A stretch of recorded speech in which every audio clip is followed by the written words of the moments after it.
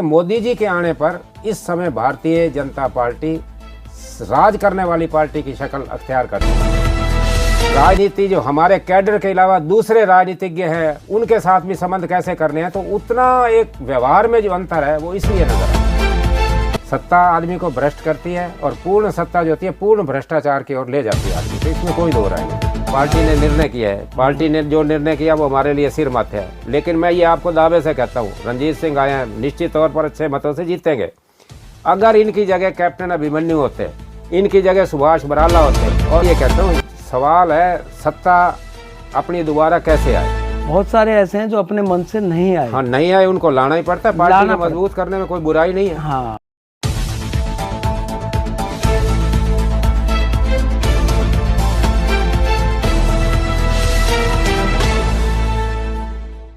आज आपको एक ऐसी शख्सियत से मिलाते हैं जो भारतीय जनता पार्टी में एक अहम हस्ताक्षर हैं।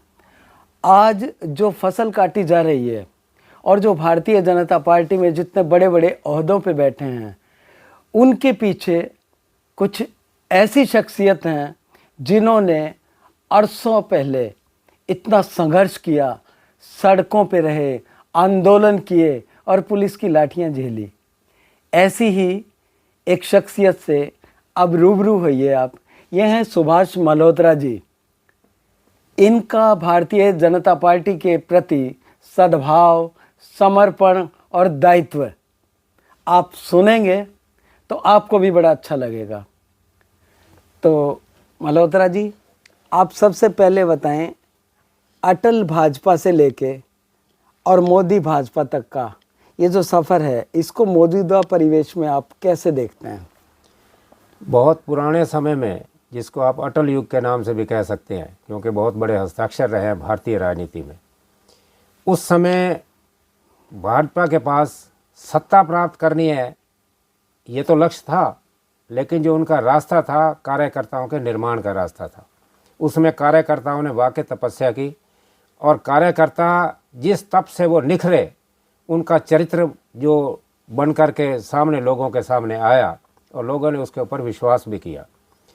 मोदी जी के आने तक मैं ये तो नहीं कह सकता कि भाजपा ने अपनी मूल विचारधारा छोड़ दी है। मूल वही है जो उनकी शाश्वत विचारधारा है, लेकिन क्योंकि मोदी जी के आने पर इस समय भारतीय जनता पार्टी राज करने वाली पार्टी की शक्ल अख्तियार कर चुकी है, इसलिए जितना परिवर्तन शुरुआत में भाजपा का और आज तक देखने को मिलता है वो स्वाभाविक मिलेगा। उसमें उतार चढ़ाव आपको देखने को मिलेंगे, लेकिन Bhajpa party with A difference, इससे आप इनकार नहीं कर पाएंगे। भाजपा की जो सद्भाव की पहले भाषा शैली थी जी, जो उनका आचार विचार था, वो लगता है कहीं गुम हो गया। ऐसा उस समय का आचार विचार और आज के आचार विचार में जो आपको एक अंतर परिलक्षित हो रहा है, उसका कारण है उस समय व्यक्ति को व्यक्ति से जोड़ना था, इसलिए आपके अंदर जो एक आत्मीयता थी वो कुछ और टाइप की थी। एक स्वाभाविक था कि मुझे किसी व्यक्ति से उसके साथ मिलना है तो उसके घर जाना है। अगर वो इतना सक्षम नहीं है कि वो हमें इतना कोऑपरेट करे कि हमारे लिए कुछ और दे पाए, तो चाय की प्याली उससे हमें कैसे मिलती है एक संबंध आगे बढ़ाने के लिए, तो हमने वो भी काम किए है। लेकिन आज क्योंकि पार्टी के ऊपर देश चलाने का दायित्व आ गया है, इसलिए ब्यूरोक्रेट्स हैं, अन्य एम्प्लॉइज़ हैं, राजनीति जो हमारे कैडर के अलावा दूसरे राजनीतिज्ञ हैं उनके साथ भी संबंध कैसे करने हैं, तो उतना एक व्यवहार में जो अंतर है वो इसलिए नज़र आता है। अरविंद केजरीवाल के साथ जो व्यवहार है जी, उसे कैसे देख रहे हैं आप? ऐसा मेरे पर्सनल जहाँ तक मैं जानता हूँ, क्योंकि अरविंद केजरीवाल अपने हरियाणा हिसार के नज़दीक सिवानी के ही है। अरविंद केजरीवाल ने जो प्रारंभ अपना किया, अन्ना जी के साथ चले। मुझे तो ये भी पता लगा कि कई बार वो क्रिश्चियन मिशनरी जो मदर टेरेसा थी उनके साथ भी रहे हैं, एक्टिविस्ट भी रहे हैं, आरटीआई एक्टिविस्ट जिसको कहना चाहिए। उस समय तक तो ये लगता था कि बहुत ही एक खराब व्यक्ति है ये, लेकिन जब जब जैसे सत्ता आती है तो एक अंग्रेजी का शब्द है power corrupts and absolute power corrupts absolutely. सत्ता आदमी को भ्रष्ट करती है और पूर्ण सत्ता जो होती है पूर्ण भ्रष्टाचार की ओर ले जाती है आदमी को, इसमें कोई दो राय नहीं है। अरविंद केजरीवाल जो आज पब्लिकली सामने आ रहे हैं ईडी के छापों से, दूसरों से, शराब घोटाले से, लोगों में मुझे ये लगता है कि जो उम्मीद करके वो आए थे उसके ऊपर वो खरे नहीं उतर रहे। प्रफुल्ल पटेल जो हैं उनके ऊपर मामला चल रहा था काफ़ी टाइम से। अब सीबीआई कहती है कि फाइल गुम हो गई क्योंकि वो बीजेपी में आ गए। हिसार की बात करें तो डॉक्टर कमल गुप्ता जो है उन्होंने जिंदल हाउस पे कालिक पोती थी, आपको अच्छी तरह से ध्यान है जी, और प्रदर्शन किया था। नवीन जिंदल ने 26-28 लोगों को नामजद करते हुए अनन्य पता नहीं कितनों के खिलाफ 10 साल तक मामला भी चला, फिर वापस हुआ। तो नरेंद्र मोदी जी हों या और केंद्रीय मंत्री हो, उन्होंने उससे नवीन जिंदल को कोयला चोर कहा, अभी तक कहते हैं। जी जी। हिसार को पेरिस बनाने के दावों का जो है को ध्वस्त करते हुए डॉक्टर कमल गुप्ता सत्ता में आए जी। तो अब उनको बीजेपी ने अपनी पार्टी में शामिल कर लिया जी अरविंद केजरीवाल जी का आपको अभी पता लगा कि भाई वो भ्रष्ट हो गए, जी। तो नवीन जिंदल जो है वो बीजेपी में आ गए। तो लोग जो है वो ये कह रहे हैं कि बीजेपी ने वॉशिंग मशीन जो है वो तैयार कर ली है, उसमें डालो तो केस खत्म। ऐसे कितने उदाहरण हैं, 19 तो टिप्स पे है अभी अभी के जी कि उनको वॉशिंग मशीन में डाला, उनके केस खत्म हो गए। अब तो लोग ये कह रहे हैं कि अरविंद केजरीवाल अगर बीजेपी में शामिल हो जाए तो केस खत्म हो जाएंगे, तब भ्रष्टाचार भी खत्म हो जाएगा। जी। इसको आप कैसे देखते हैं? ऐसा है, मैं कमल गुप्ता जी के ऊपर जैसे आपने मेरे को उदाहरण दिया, वो कालिक पोतने वाला एक आंदोलन था, उनकी कोठी के ऊपर गए थे, वो स्याही वाला प्रकरण चला और फिर कोर्ट में केस भी चला, ये मुझे अच्छी तरह स्मरण है, मैं जानता हूँ उस केस को।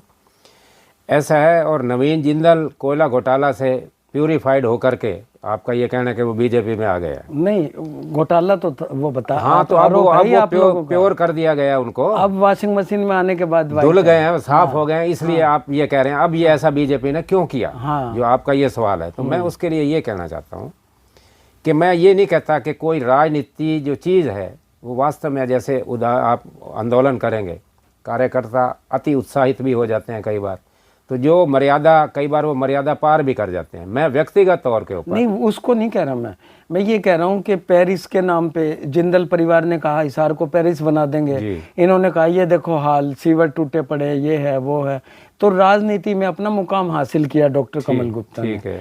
अब वो लोग जो है वो बीजेपी में आ गए, तो जब देश के शीर्ष नेता हैं बीजेपी के, उन्होंने कोयला चोर कहा उनको, अब वो उनका कोयला सफ़ेद हो गया क्या? ऐसा सफ़ेद और काला ये दो पक्ष हमेशा रहेंगे राजनीति में, स्वाभाविक बात है। देश को इस समय किस व्यक्ति की ज़रूरत है ये स्वाभाविक बात है। अगर पार्टी को उसकी लगता है भाई ज़रूरत है, इसका हम सेवाएं उपयोग करें, तो उसके लिए एक मोटा मोटा सिद्धांत ये होता है कि हर जो अभियुक्त है उसका एक भविष्य भी होता है। हर परमानेंट अभियुक्त कभी नहीं रहता कोई भी आदमी, और हर जो आज अच्छा आदमी आपको लग रहा है उसने अतीत में भी कोई शायद ऐसे काम ज़रूर किए होंगे जो उसके लिए उसकी आत्मा, दूसरों को ना पता होता, उसकी आत्मा को भी पता होता है। मैं ये कहना चाहता हूँ कि अगर नवीन जिंदल ने अगर ऐसा कुछ किया है, उसके लिए तो जो कोर्ट कानून है वो तय करेगी, लेकिन अगर आज भाजपा को ये लगता है कि इसकी सेवाएँ ले करके देश की सेवाओं में इसको जोड़ा जा सकता है, तो शायद उन्होंने प्रयोग किया है। तो मेरे हिसाब से राजनीति में ये प्रयोग चलते हैं, होते हैं।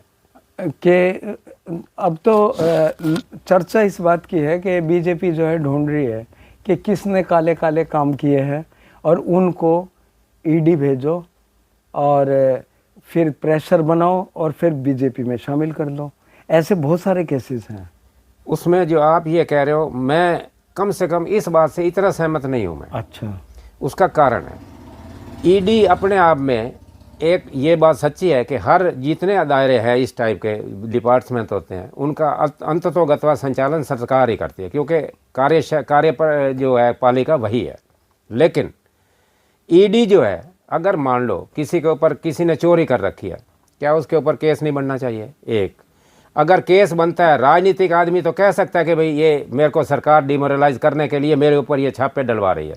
आम आदमी भी तो केसों में फंसते हैं, वो क्यों नहीं कहता कि इसने मोदी ने किया, ये शाह ने किया? सही बात। केजरीवाल इसलिए कह रहे हैं, अगर उन्होंने अपराध किए हैं, केजरीवाल जी का मुझे अच्छी तरह पता है, जब मनीष सिसोदिया पर केस बने, संजय सिंह पर बने, जैन के ऊपर बने या और जो नाम आगे आने वाले हैं उनके ऊपर बन रहे हैं। मुझे अच्छी तरह ध्यान है केजरीवाल जी ने ये कहा था कि अगर मनीष सिसोदिया कोई अपराध करते हैं तो वो उनको ईडी फेस करनी पड़ेगी, संजय सिंह को फेस करनी पड़ेगी, ये मेरे सगे नहीं लगते। अगर आज आप फंसे हैं तो इतनी तकलीफ उनको क्यों हो रही है? अगर वाकई इन्होंने कुछ नहीं किया तो देश की एजेंसियां जो ऐसी है, निर्णय करने वाली कोर्ट है, उसका सम्मान करना चाहिए। दूसरी बात मैं ये कहना चाहता हूँ, ये एक स्वाभाविक है, एक मुहावरे के तौर के ऊपर आज राजनेता अपने बचाव के लिए, अपनी खाल बचाने के लिए तुरंत विपक्ष या सरकार के ऊपर दोष लगा देती है। अगर आप वो इस मामले में एक पेच रखते हैं, कोर्ट को नहीं कह रही, फंसाया ईडी ने है, कोर्ट में केस गया है, कोर्ट ने रिमांड मांगा है, तो रिमांड का खाता, वो रिमांड की जो विसंगति जो उनको सूट नहीं कर रही, खाते में बांट रहे हैं, वो अमित शाह के या मोदी के, क्यों? अगर वो पाक साफ हैं तो फेस करना चाहिए। ऐसा बीजेपी के टाइम में भी हुआ है। हवाला की डायरियों में श्रीमान लाल कृष्ण आडवाणी जी का नाम आया, मदन लाल खुराना का नाम आया, उमा भारती का नाम आया। उसका ट्रायल में बिल्कुल ही पाक साफ गए वो, लेकिन उन्होंने अपने पद से रिज़ाइन किया। क्यों नहीं किया अरविंद केजरीवाल ने ऐसा? तो मैं इस ढंग से मानता हूँ कि अरविंद केजरीवाल जो अन्ना हज़ारे के आंदोलन के ऊपर थे, जो निकले थे, आज अन्ना हज़ारे की आत्मा भी उनके लिए अच्छी शब्द नहीं निकल रहे। इलेक्टोरल बोर्ड के बारे में आपका क्या कहना है कि सार्वजनिक जो हुए हैं सही हुआ है? ऐसा है, इलेक्टोरल बॉन्ड जो आप कह रहे हैं, ये मैं आप मेरी जानकारी के हिसाब से इन बॉन्ड से जितना भाजपा को चंदा मिला है इस इंडिया अलायंस का, यानी जितनी ये विपक्ष आज इकट्ठा हो रहा है, उनको भाजपा से दुगना चंदा मिला है। लेकिन ये एक विमर्श पैदा किया जा रहा है कि भाजपा सत्ता हथियाना के लिए और हमें उस पैसे से डिमोरलाइज करने के लिए, चुनाव को प्रभावित करने के लिए एक ऐसा विमर्श गढ़ा जा रहा है कि ये भाजपा सारा का सारा वो काम कर रही है। क्योंकि विपक्ष के पास इस समय मोदी को, मोदी की छवि को, देश के लिए जो उन्होंने काम किया या विदेशों में जो उनकी धारणा बनी है अच्छी भारत की, उसको धूमिल करने के लिए एक नकली विमर्श गढ़े जा रहे हैं। तो ये एसबीआई जो है कोर्ट में बार बार यूनिक कोड देने में और कह रही थी 4.5 महीने चाहिए, तो इसके लिए प्रेशर शायद इंडियन अलायंस ही बना रहा था। बीजेपी तो चाहती थी कि ये जल्दी से जल्दी खुलासा हो इसका, है ना? नहीं, ऐसा है, जो जिस पार्टी को जो चीज सूट करती है स्वाभाविक है वो करती है। मैं इससे इनकार नहीं कह रहा हूँ। एसबीआई कोर्ट में जाके बार बार 4.5 महीने का टाइम मांग रही थी, तो उनको प्रेशर इंडिया अलायंस कर रहा था। बीजेपी तो चाहती होगी कि खुल जाए, ये तो पता लगे सबको। नहीं, बीजेपी चाहती है या नहीं चाहती, मैं इसके ये अंदर की बात है, तो लेकिन चलो, क्योंकि तो प्रेशर कौन बना रहा था? एसबीआई एक स्वतंत्र, हाँ, उस पे प्रेशर कौन बना रहा था? 4.5 महीने। लेकिन बाद में जब सुप्रीम कोर्ट ने कहा कि नहीं ये तो अभी देना पड़ेगा, तब वो आया तो फिर बाहर खुला सारा। लेकिन उसमें खुला क्या कि उनके चंदा ज्यादा आया बजाय बीजेपी के। अच्छा, चंदा ज्यादा आया, बहुत ज्यादा। ये तुलनात्मक अध्ययन से मैं आपको सच्चाई आंकड़े के ऊपर बता रहा हूँ, भाजपा से कहीं दुगना चंदा इंडिया अलायंस की जो बाकी पार्टियां उनको मिला। अच्छा, ये कहते हैं कि मोदी, आजकल एक स्लोगन चला हुआ है, मोदी परिवार से जुड़ो जी, और लोग कह रहे हैं मोदी अपना परिवार ही छोड़े घूम रहे हैं जी। तो कौन से परिवार से जुड़े लोग? ऐसा है, एक स्वाभाविक है, भारतीय जो सामाजिक परिवेश है, आध्यात्मिक परिवेश है, महात्मा बुद्ध ने भी अपना परिवार छोड़ा था। उन्होंने परिवार मुझे मेरी पूरी बात वो कहने दो। उन्होंने परिवार छोड़ा। भरत ने अपने भाई के लिए राज छोड़ा, माँ को छोड़ा, बाप को छोड़ा, चले गए उसके लिए। ये भारत की एक, जिसके लिए हमें प्यार है, जिसके लिए हमारा समर्पण है, ये आज कोई नई बात नहीं, हमेशा त्याग होता रहा है। लेकिन जिस ढंग से मेरा परिवार, जिसका परिवार नहीं है, उसको लालू जी ने कहा, या कभी कभी बहुत पहले चौधरी देवीलाल कहते थे, अटल जी के ऊपर टोंट मारते थे कि इसको क्या पता कि अपना परिवार कभी बनाया नहीं, दूसरों का परिवार के लिए चिंता करते हैं। वो एक बात के लिए बात कहना, ये एक और बात है। घर को छोड़ना और समाज में अपनी सब सेवाओं को विलीन करना, अपने अहम को विलीन करना, इतना बड़ा चौड़ा जिगर चाहिए, हर एक के बस की नहीं होती। तो मोदी जी ने अपने आप को भी ख़त्म किया, परिवार को भी, अपने भाइयों को, दूसरों को, जैसे योगी जी कर रहे हैं। अब बहन, योगी जी की बहन है, फूल बेचती है बेचारी हरिद्वार के अंदर, दर्द तो उनको भी है, लेकिन एक अनुभव है, मैं सन्यासी हूँ, भाई बहन से दूर हूँ। तो मोदी जी का वही जीवन है मेरे हिसाब से। अच्छा, भाजपा जो है वॉशिंग मशीन जो है जी, उसका उपयोग सदुपयोग कर रही है या दुरुपयोग कर रही है? ऐसा सदुपयोग और दुरुपयोग इसका निर्णय समय करता है। ठीक है। अपनी जान में भाजपा यही कोशिश यही करती है कि भाई हम अगर देश की सेवा कर रहे हैं तो अब सहयोग कुदरती बाई दी वे हमें कहीं और अपनी ताकत को बढ़ाने के लिए, कई बार कांग्रेस के हैं जैसे अब हालात ख़राब है बाकी अपोजिशन के, मोदी का परचम लहराया जा रहा है, तो कांग्रेसी लोग भी कोशिश कर रहे हैं कि हम जाकर के इनसे अपने तालमेल करें, इनमें मिल जाए। और कई और अच्छे होते हैं, भाजपा भी चाहती है हमारे अंदर आए, ये स्वाभाविक प्रक्रिया है। तो इसलिए वॉशिंग मशीन, इसको आप नाम दे लें या कुछ भी दे, एक स्वाभाविक क्रिया है, हर समय में चलेगी, हर युग में चलती है। भगवान राम से लेके आज तक यही चला है, विभीषण भी मिले हैं, हर समय मिलते हैं। हरियाणा की 10 सीटें हैं लोकसभा की जी, उसमें से 6 कांग्रेस से आए लोगों के पास हैं।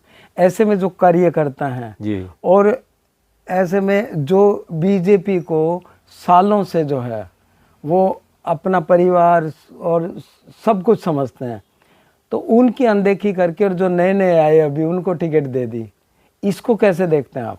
ऐसा है, जो कांग्रेस में आए हैं यहाँ, एक तो मैं ये कहना चाहता हूँ कांग्रेस से आने वाले ऐसे चेहरे, उनको निश्चित तौर पर अगर कांग्रेस में भविष्य अच्छा नहीं लगा तभी वो आया। नंबर एक तो ये, अगर उनको भविष्य अच्छा लगता, उनको लगता कि हम जीत सकते हैं, एम्बिशन तो चुनाव जीतने की हर एक की होती है, लेकिन अगर उनको ये लगता कि हमारा फ्यूचर कांग्रेस में अच्छा है तो वो कर सकते, लेकिन उनको ये जच गया कि तुम्हारा भविष्य कांग्रेस में दूर तक अच्छा नहीं है, इसलिए तो वो बीजेपी में आए।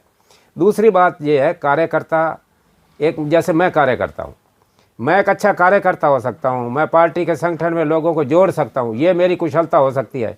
हो सकता है मैं पब्लिकली उतना लोकप्रिय नेता ना हूँ, तो सरकार जो है, सरकार तो अब अपनी है, बीजेपी की है, तो पार्टी जो है इसमें बैलेंस करने के लिए कुछ ना कुछ फिर दूसरे लेने पड़ते हैं। ये तो बैलेंस से ज़्यादा हो गया, 10 में से आधे से ज़्यादा टिकटें जो है जी, वो दूसरों को ही दे दी, ये तो बैलेंस कहाँ बना? नहीं, एक चीज़ और बताता हूँ, आपने सवाल बड़ा अच्छा किया है कि कई बार क्या होता है कि बाहर से जो आते हैं ना लोग, वो इतने बीजेपी में रम जाते हैं, जैसे पुराने मूल कार्यकर्ता, ऐसे कई उदाहरण हैं जो आए हैं बाहर से और यहाँ आकर के काफ़ी आगे बढ़े हैं, अपने मूल कार्यकर्ताओं से जो राष्ट्रीय स्वयंसेवक संघ से निकले हुए थे या उनसे आए हुए हैं, उनसे भी ज़्यादा आज काफ़ी रम गए हैं पार्टी। जैसे अशोक तंवर और ये रणजीत सिंह और अभी नवीन जिंदल, ये मतलब इनका लग गया था पता कि ये रम चुके हैं, जब भी सदस्यता दी और टिकट दी। नहीं, ये बात ठीक है, कई बार कैसे रमने का पारा कहाँ? नहीं, ये तो आगे, ये तो है आगे की बात, कितना आगे चलते हैं।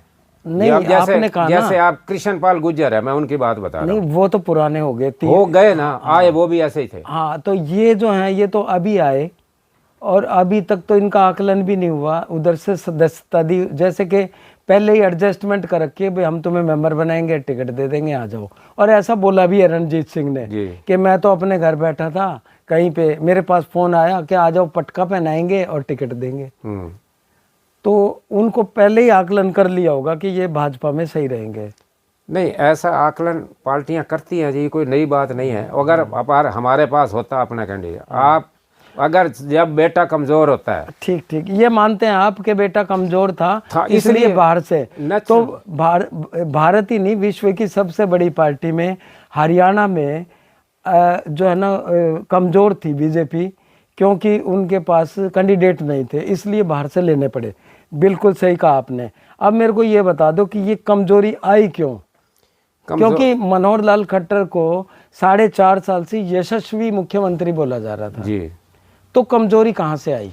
ऐसा है, पार्टी ईमानदारी से जवाब दीजिएगा कि भाजपा हरियाणा में कमजोर कैसे हुई? भाजपा हरियाणा में कमजोर है ये मैं नहीं कह रहा, लेकिन ये तालमेल होते हैं कि इनसे ज्यादा और जीत को सुनिश्चित करने के लिए। हाँ, वही कह रहा हूँ। हाँ, तो दूसरे कमजोर वाली बात है ना कि हमारे पास कैंडिडेट ही, बीजेपी के पास कैंडिडेट ही नहीं थे, उनको बाहर से लेने पड़े। मैं आपसे ये कह रहा हूँ कि एक तो अगर मान लो हमारे पास नहीं होते, तो मैं ये आज भी ये कह रहा हूँ, पार्टी ने निर्णय किया है, पार्टी ने जो निर्णय किया वो हमारे लिए सिर मत है। लेकिन मैं ये आपको दावे से कहता हूँ, रणजीत सिंह आए हैं, निश्चित तौर पर अच्छे मतों से जीतेंगे।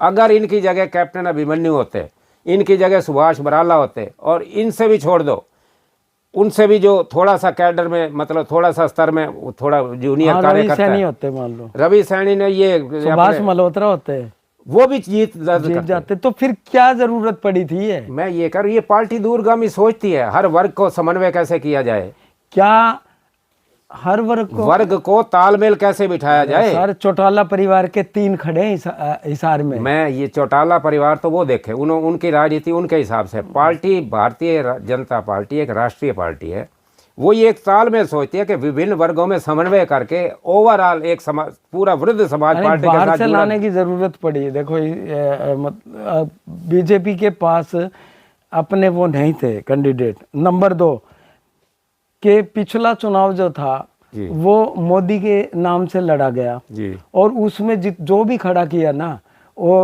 उनके लिए, सबके लिए ये कहा गया और सदन में भी बोला गया, जो लोकतंत्र का मंदिर है वहाँ खुद नरेंद्र मोदी जी ने ये बोला था कि भाई कोई ये वहम मत पाले कि जीते हैं मोदी के नाम से जीते हैं, ये बोला गया था। अब की बार मोदी फैक्टर कुछ कमज़ोर नज़र आ रहा है कि बाहर से ला के उनको टिकटें दी जा रही हैं। अगर मोदी फैक्टर है तो फिर भाजपा के अंदर से ही किसी को टिकट देते तो ज़्यादा अच्छा लगता। ये आपकी ये आदर्श स्थिति यही है, लेकिन मैं ये कहता हूँ सवाल है सत्ता अपनी दोबारा कैसे आए, हम दोबारा सेवा कैसे करें, इसको मद्देनजर रखते हुए बाहर के अगर लोग हमें ऑफर देने आते हैं, अगर मैंने पहले किया ना निवेदन कि ये लोग जो आप सोकाल जिनको आप कांग्रेसी बोल रहे हो, अगर इनको कांग्रेस में अपना भविष्य अच्छा लगता तो ये भी नहीं आते। इन्होंने तालमेल किया होगा ना, ये ऐसे नहीं। नवीन जिंदल जो है उनको बीजेपी में लाने के लिए और कितने दिनों तक मशक्कत चली है जी, वो नहीं आए। मानते ना आप इस बात को? उनको लाया गया है जी, तो वो अपने मन से नहीं आए। अपने मन से आते तो पहले ही कुरुक्षेत्र की सीट डिक्लेयर हो जाती। नहीं, पहले हम जीते भी हैं, नायब सिंह सैनी भाई के एमपी अब तक भी हैं ना वो जो मैं कह रहा हूँ कि आप कह रहे हैं ना अपने मन से आए जी, बहुत सारे ऐसे हैं जो अपने मन से नहीं आए। हाँ, नहीं आए, उनको लाना ही पड़ता है। पार्टी को मजबूत करने में कोई बुराई नहीं है। हाँ, ये ठीक है। मैं ये कह रहा हूँ कि भाई अगर मान लो कोई ABC व्यक्ति कोई भी है और अपने को लगता है हमारे साथ जुड़ जाए तो पार्टी और अच्छी जीत दर्ज करेगी, उसमें बुराई भी क्या है। बिल्कुल सही। तो नवीन जिंदल को मान लो हम ही लेके आए हैं, वो अच्छे आदमी लगे हैं, तो उनके आने में कोई बुराई नहीं है। अगर कार्यकर्ता स्वीकार करता है, चुनाव होगा, जनता ने उसको जिता दिया, तो इसका मतलब भाजपा ने जो निर्णय लिया वो ठीक लिया कि गलत लिया, वो ठीक हुआ। तो जो बीजेपी के मूल कार्यकर्ता हैं वो किस नजरिए से देख रहे हैं इन चीजों को जो अब हो रहा है? मूल कार्यकर्ता एक स्वाभाविक है, राजनीति में जो आता है। बहुत पहले बिगनिंग की पार्टी जो थी उस समय ये बात सच है कि उस समय कार्यकर्ता के लिए आता था कि मैंने कुछ देने के लिए आना है, घर फूक तमाशा देखता था। आज राजनीति में थोड़ा सा ये एक विकास इस ढंग का हुआ है कि कुछ ना कुछ चाहिए। जो आज राजनीति आज की जो बोल रही है, सत्ता आ गई है क्योंकि, तो इसलिए यश लेना अच्छा, ये स्वाभाविक बात है।